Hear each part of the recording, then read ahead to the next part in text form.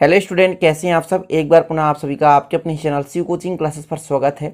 और आज दो महत्वपूर्ण नियम समझाने वाले हैं, व्युत्क्रम अनुपात का नियम और गेलुसाक का नियम।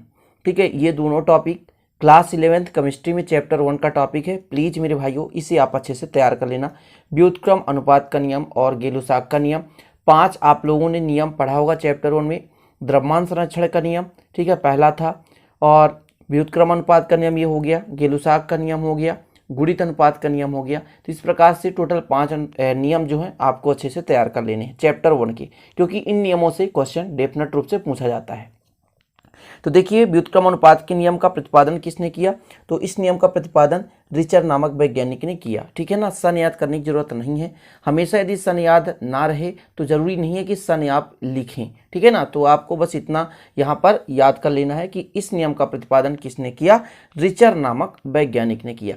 अब इन्होंने क्या क्या बताया, देखिए कथन समझिएगा, मेन है कथन स्टूडेंट। यदि कथन समझ गए तो सब कुछ आपसे बन गया। यदि कोई तत्व किसी तीसरे तत्व से संयोग करते हैं तो तीसरे तत्व की निश्चित मात्रा से दोनों तत्व जिस अनुपात या मात्रा में संयोग करते हैं और उसमें से जो अनुपात होता है उसी अनुपात में वो दो तत्व आपस में भी संयोग करते हैं।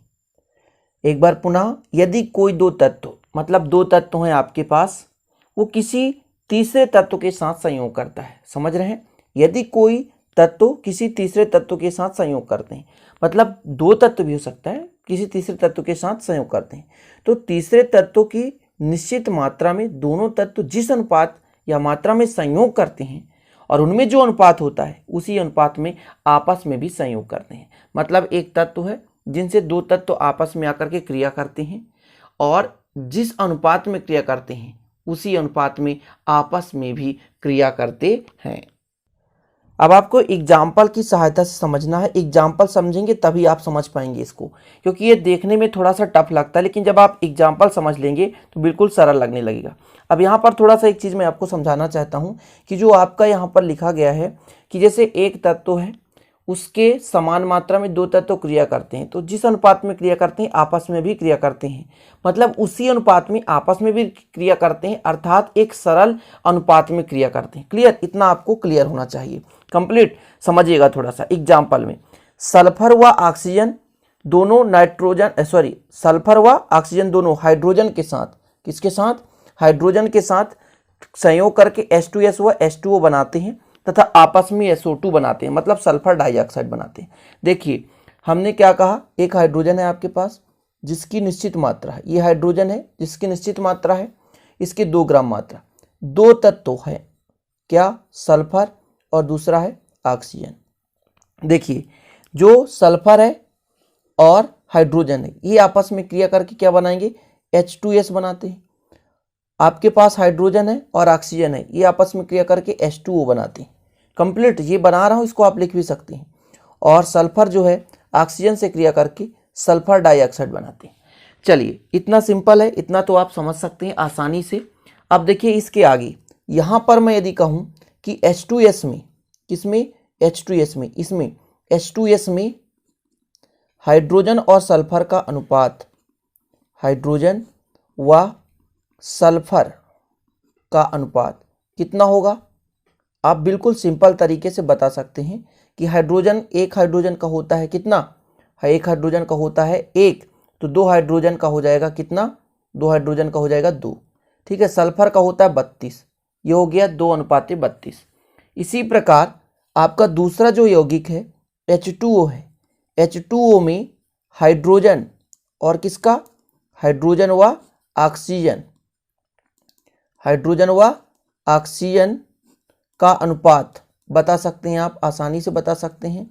ठीक है, H2O में बता सकते हैं सिंपल तरीके से। देखिए, 1 H का 1, 2 H का 2 हो जाएगा और ऑक्सीजन का होता है कितना? 16। इतना हो गया। अब देखिए कथन क्या कहता है कि यदि समान मात्रा में एक तत्व है, उससे दो तत्व जिस अनुपात में क्रिया करते हैं आपस में भी उसी अनुपात में क्रिया करते हैं, मतलब उनमें जो अनुपात होता है वो सरल अनुपात होता है। क्लियर? यहाँ पर हाइड्रोजन का 2 भाग है, हाइड्रोजन का 2 भाग मतलब 2 ग्राम, ऐसा भी आप कर सकते हैं। और यहाँ पर ऑक्सीजन यहाँ पर ऑक्सीजन का 16 है और सल्फर का 32 है।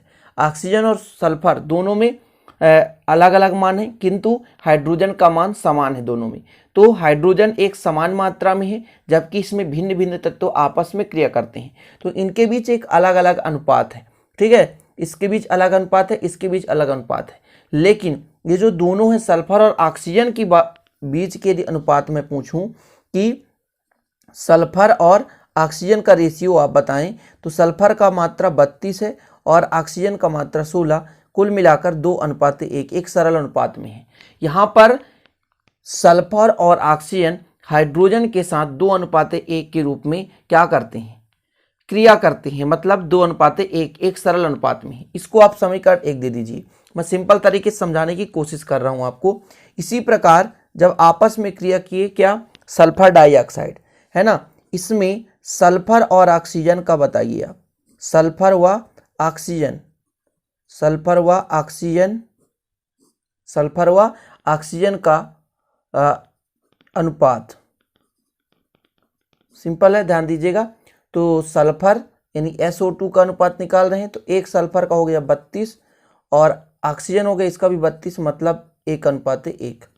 ये भी सल्फर और ऑक्सीजन के बीच रेशियो था, ये भी सल्फर और ऑक्सीजन के बीच रेशियो है। मतलब यदि समीकरण 1 और 2 से हम कर दें, समीकरण 1 व 2 से, आपको सिस्टमेटिक पूरा बता रहा हूँ, इतना आप लिखना चाहें तो लिख सकते हैं। तो 2:1 है पहले का, दूसरे का 1:1। कुल मिलाकर इससे हमें प्राप्त हुआ, चाहे 1 काट दें तो 2:1, मतलब एक सरल अनुपात है। सरल अनुपात का मतलब होता है 1 के बाद 2, 2 के बाद 3, 3 के बाद 4। जब निश्चित क्रम में इनका अनुपात होता है तो उसे कहते हैं हम सरल अनुपात कहते हैं। Clear student. इसी प्रकार से सल्फर ट्राईऑक्साइड भी बना सकता है सल्फर और ऑक्सीजन के बीच। अब इससे कथन में क्या लिखा गया था और आपको क्या जानकारी मिली कि यदि एक तत्व निश्चित समान मात्रा में है, उसमें भिन्न भिन्न तत्व जिस अनुपात में क्रिया करते हैं उसी अनुपात में आपस में भी क्रिया करते हैं। और ये आपका एग्जाम्पल है, इसको पूरा आप लिख सकते हैं कंप्लीट तरीके से। ठीक है स्टूडेंट, इतना समझ में आ गया होगा, आशा करता हूँ कि आपसे इतना बन जाएगा क्लियर। उदाहरण के रूप में यहाँ पे शॉर्टकट मैंने बताया था, लेकिन जितना मैंने यहाँ पे समझाया उसको आपको लिख लेना है। चलिए अगला है आपका गेलुसाक का नियम। तो इस नियम का प्रतिपादन सन 1808 में गेलुसाक ने किया था। किसने किया था? गेलुसाक ने किया था। अब हो सकता है आपके बुक में थोड़ा सा भिन्न भिन्न हो, तो आप कंफ्यूज जरूर मत होना, क्योंकि हो सकता है थोड़ा सा भिन्नता हो। कंप्लीट इतना समझ में आ गया। तो गेलुसाक का नियम किसने दिया था? 1808 में गेलुसाक ने दिया था। ठीक है, इस नियम का है क्या? ये गैसी संबंधित नियम है, मतलब गैसों से संबंधित, कि जब गैसें तापक्रम तथा दाब की समान परिस्थितियों में आपस में क्रिया करते हैं तो इनके आयतन में एक सरल अनुपात होता है। मतलब समझिएगा कि दो गैस आपस में क्रिया करते हैं तो इनमें एक सरल अनुपात है, लेकिन यदि उन गैसों के बाद बनने वाला उत्पाद भी एक गैसीय अवस्था में है तो वह भी एक निश्चित सरल अनुपात में होगा। सिंपल, मैं क्या कह रहा हूं कि मतलब दो गैसें आपस में क्रिया करती हैं, समान ताप है, समान दाब है। इस स्थिति में जब दो गैसें आपस में क्रिया करते हैं तो उनमें जो अनुपात होता है एक सरल अनुपात होता है। लेकिन यदि बनने वाला पदार्थ भी गैस है, यदि बनने वाला पदार्थ भी गैस है तो वो भी एक सरल अनुपात में होगा। सिंपल है, यहाँ पे मैं एग्जाम्पल की सहायता से आपको समझाऊंगा, आप आसानी से समझ जाएंगे। मैं यहाँ पर ले रहा हूँ N2 है आपके पास, एक क्या है N2, मतलब आपके पास नाइट्रोजन है, तथा H2 है, मतलब आपके पास हाइड्रोजन है, के संयोजन से, ध्यान दीजिएगा, के संयोजन से बना उत्पाद करिए, उत्पाद क्या होता है? अमोनिया बनता है, NH3। ठीक है ना। यदि मैं यहाँ पर N2 ले लूँ और यहाँ पर H2 ले लूँ तो ये बनाता है 2NH3। बैलेंसी कराएंगे, 3 दूना 6 है तो यहाँ पर 3 कर दें। अभी इन तीनों में यदि रेशियो देखा जाए, इन तीनों में रेशियो देखा जाए तो जिनका अनुपात क्या है, जिनके आयतनों में किस रेशियो में है तो 1, 3 और 2, एक सरल अनुपात है। ध्यान दीजिए, यहाँ पे एक सरल अनुपात है, 1:2:3 या 1:3:2। सरल का होता है मतलब एक निश्चित क्रमांतराल होना चाहिए। 1, 2, 3 दिख रहा है ना, तो ये सरल है। 1, 2 ऐसा भी होता है, ये भी सरल अनुपात होता है। तो जब दो गैसें आपस में संयोग करते हैं और वो मिल करके एक गैसीय उत्पाद का निर्माण करते हैं, तब उनमें एक निश्चित सरल अनुपात होता है। ठीक है ना, क्लियर है। तो गै-लुसाक ने क्या बताया कि जब दो गैसें आपस में समान ताप एवं समान दाब पर आपस में क्रिया करती हैं तो उनके आयतन में एक सरल अनुपात होता है, तथा बनने वाला पदार्थ भी यदि गैस है तो उसमें भी एक सरल अनुपात होता है। इसी प्रकार आप क्रिया करा सकते हो, जैसे आपके पास कार्बन मोनोऑक्साइड है, ठीक है ना। सिंपल तरीके से मैं एक और बता देता हूँ। कार्बन मोनोऑक्साइड इसका एक भाग ले लो और ऑक्सीजन का यहाँ पर एक भाग, तो बनाएगा CO2।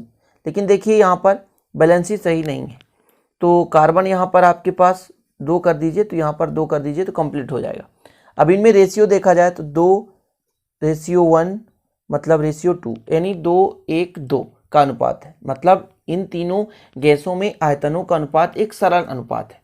तो जब दो गैसें आपस में क्रिया करते हैं तो एक सरल अनुपात में होते हैं, लेकिन यदि बनने वाला पदार्थ भी गैस है तो वो भी एक सरल अनुपात में होता है। तो यही है गै-लुसाक का नियम। कंप्लीट। तो दोनों नियम आशा करता हूं कि आपसे बन जाएगा। प्लीज़ मेरे भाइयों, अच्छा लगे तो लाइक जरूर कर देना और दोस्तों के साथ शेयर कर देना। चैनल पर नए हैं तो सब्सक्राइब कर बेल आइकन भी प्रेस कर लेना। मिलते हैं अगले वीडियो में, तब तक के लिए स्टूडेंट जय हिंद, वंदे मातरम।